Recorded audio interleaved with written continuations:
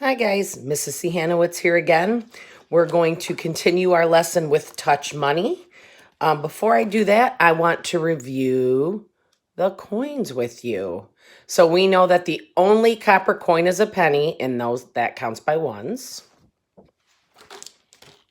Then we've got a nickel, and that's what we use our touch money for. Nickels count by fives. This is actually a new nickel because the president is facing forward.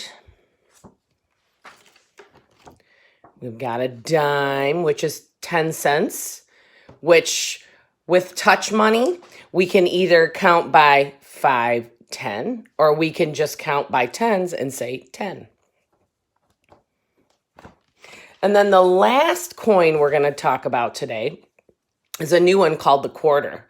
Now this one is the biggest coin, with the exception of a 50-cent piece, which we don't really use anymore. But I'm going to show you how to use a quarter to count with touch money. Okay, let's review our touch money from yesterday. So I know that when I have a penny, I just run my finger underneath it and I count by ones. And again, that's the only copper coin. A nickel, I touch it once in the middle, 5. For a dime, I touch it once on the top and once on the bottom, 5, 10.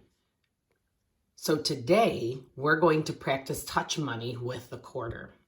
Now, you'll notice that I wrote the letter Z up here, and the reason that I did that. So I want you to think of if you roll a dice. When you roll a dice, you see that the dots are 2 at the top, 2 at the bottom, and 1 in the middle. That's what 5 looks like on a dice. Well, the same thing is when you're touching a quarter. Quarters count by 25. They're kind of hard to count by. So when I'm thinking about counting with touch money using a quarter, I touch the quarter 5 times, which makes 25 cents. And I do it in a Z formation. That way it helps me to remember the dots that I've already counted.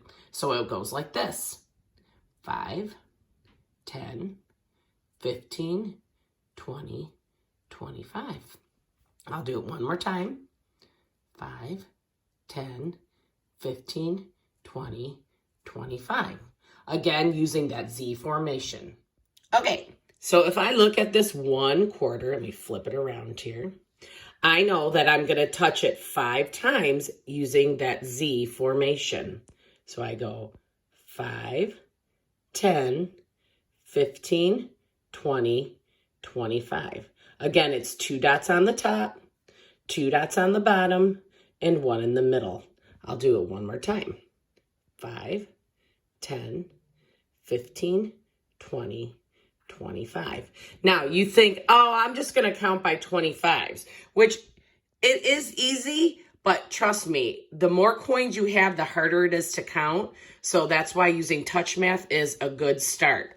But if I had 2 quarters, I know that that's 50 cents, or I could use my touch money to count. 5, 10, 15, 20, 25, 30, 35, 40, 45, 50, right? Then if I add 3 quarters, you might know that that's 75, or again, you can use your touch money. 5, 10, 15, 20, 25, 30, 35, 40, 45, 50, 55, 60, 65, 70, 75. Again, remembering that there's 2 on the top, 2 on the bottom, 1 in the middle, making that Z formation. And then if I add that last quarter, woohoo, we have $1. I can say 25, 50, 75, $1. Or I can use touch money.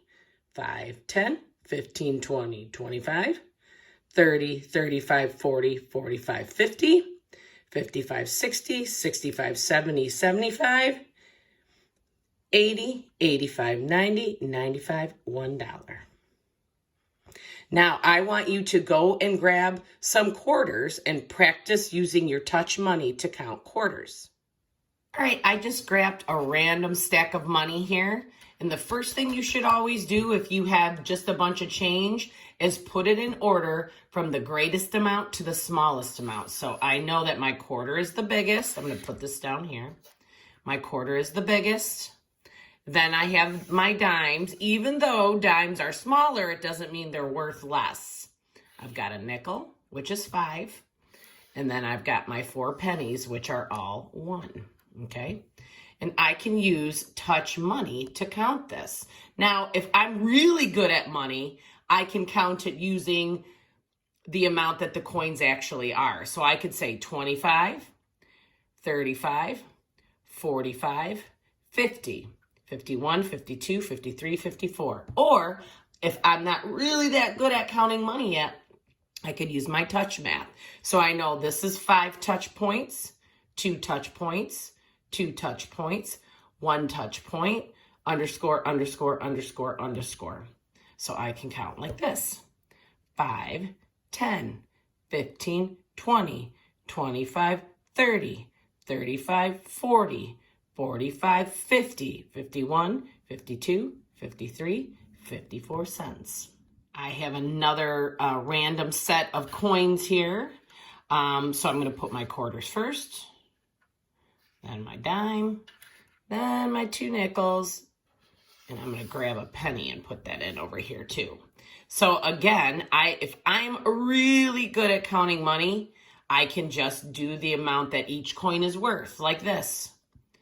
This would be 25, 50, 60, 65, 70, 71.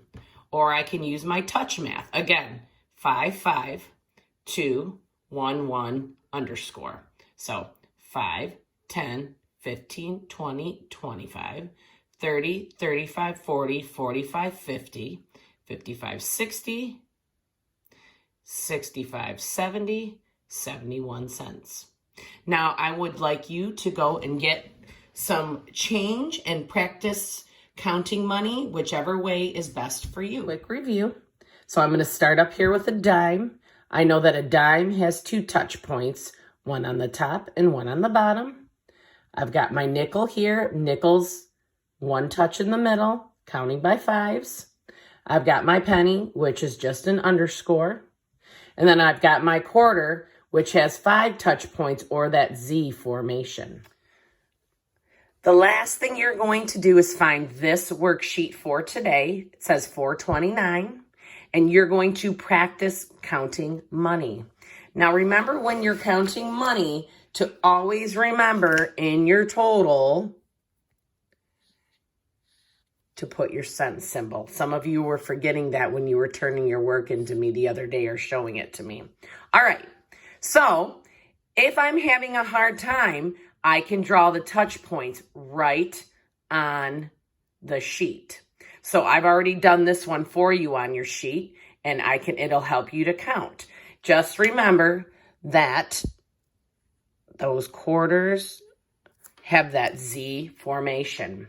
So I'm going to count this one for you. I'm going to use my pencil here so it's easier for you to see.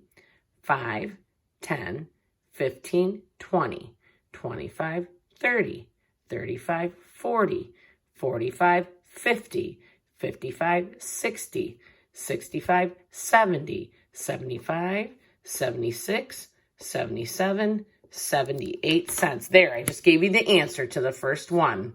So if it helps you, go through and draw those dots on each one before you complete it. Now have a wonderful Wednesday.